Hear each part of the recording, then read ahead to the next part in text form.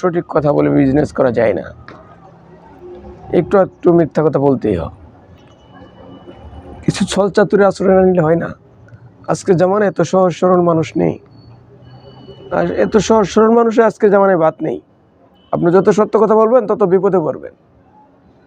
এগুলো কিন্তু অনেক মানুষ আপনাকে বলে থাকে, কিন্তু সম্মানিত শ্রোতামণ্ডলী, এই কথাগুলোকে আদৌ ইসলামে আপনাকে বলেছে? এই কথাগুলো ইসলামের কোনো জায়গায় এই কথাগুলো রয়েছে? ইসলামের কোনো জায়গায় এই কথাগুলো আপনি পাবেন না। বরং আল্লাহ তাআলা বলেছেন, ইয়া আইয়ুহাল্লাযীনা আমানুত্তাকুল্লাহা ওয়া কুলু কাওলান সাদীদা। আপনাকে এই সত্য কথা আল্লাহ তাআলা বলার জন্য বলেছেন যে আপনি যদি আল্লাহ তাআলাকে ভয় করেন, আপনাকে অবশ্যই সত্য কথা বলতে হবে। আপনি মিথ্যার আশ্রয় নিতে পারবেন না।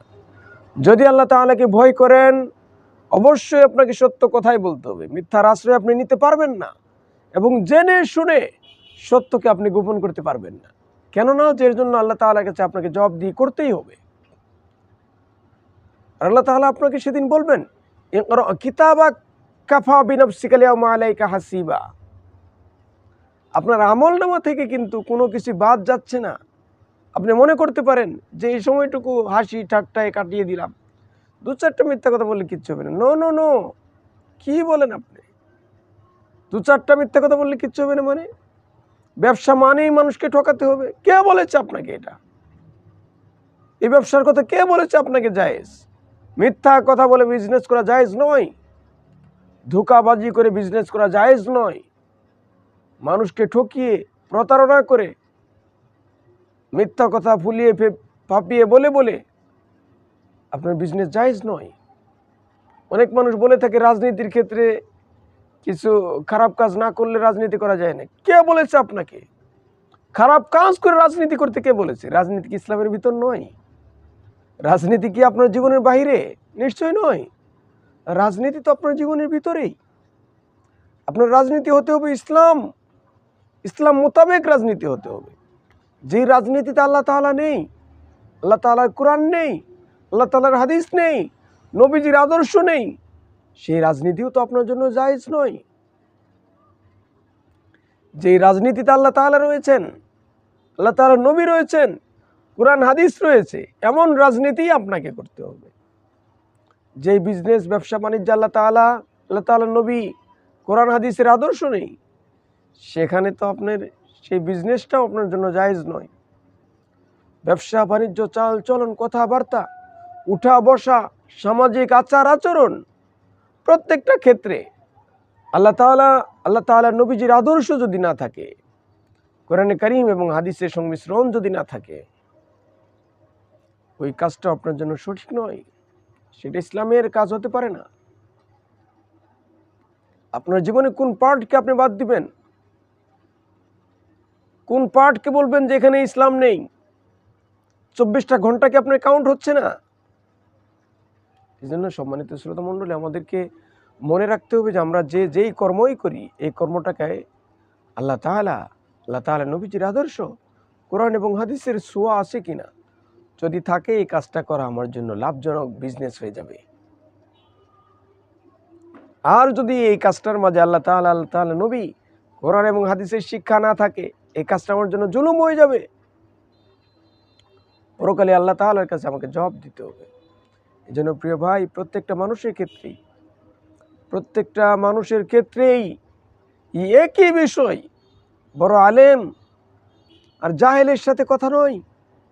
আল্লাহ তাআলা বলেছেন, ইন্না আকরামাকুম ইনদাল্লাহি আতকাকুম, যে আল্লাহ তাআলার কাছে ওই ব্যক্তিটা বেশি প্রিয় যে আল্লাহ তাআলাকে বেশি ভয় করে থাকে। সুবহানাল্লাহ।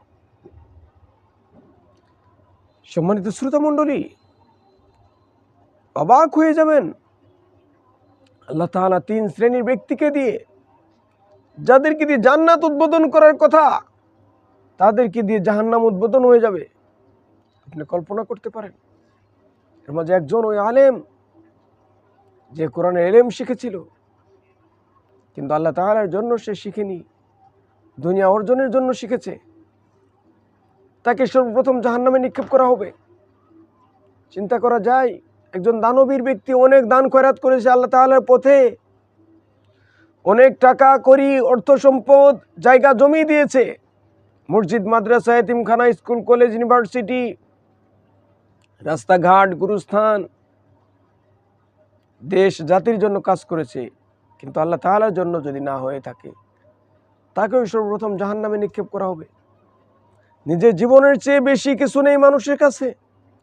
নিজের জীবনকে যে তুচ্ছ তাচ্ছিল্য করে ইসলামের জন্য বিলিয়ে দিয়েছে, শহীদ হবে সে, শহীদ হয়েছে, কিন্তু এই শহীদ হওয়ার মাঝে আল্লাহ তাআলার জন্য ছিল না, ইসলামের জন্য ছিল না।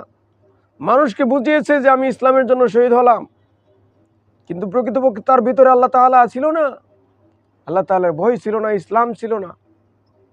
ইসলামের জন্য সে শহীদ হয়নি, দুনিয়ার জন্য শহীদ হয়েছে। দুনিয়াতে তাকে মানুষ বীর পুরুষ বলবে, তার সুনাম করবে, তাকে দিয়ে জাহান্নাম উদ্বোধন হবে।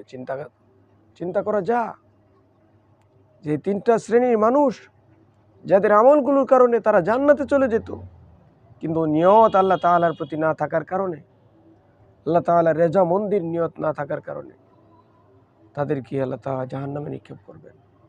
যেন সম্মানিত শ্রোতামণ্ডলী, আমরা কেউ কিন্তু এই নিশ্চিন্তে থাকার কোনো স্কোপ নেই, নিজেকে জান্নাতি দাবি করার কোনো স্কোপ নেই, নিজের আমল কবুল হচ্ছে বলার কোনো স্কোপ নেই। এই জন্য আমাকে অনেক বেশি ভয় করতে হবে। আর আল্লাহ তাআলা আপনাকে ভয় করার জন্যই বলেছেন, ইয়া আইয়ুহাল্লাযীনা আমানুত্তাকুল্লাহা ওয়া কুলু কাওলান সাদীদা। আল্লাহ তাআলা আপনাকে সত্য কথা বলতেই বলেছেন, কোনোভাবেই কম্প্রোমাইজ করা যায় না, নিজেকে বড় ভাবা যায় না, নিজের আমল কবুল হচ্ছে বলা যায় না। আপনি আমল করবেন, সাথে সাথে আল্লাহ তাআলাকে ভয়ও করতে হবে। আল্লাহ তাআলা যেন আমাদেরকে আমল করার তৌফিক দান করুন।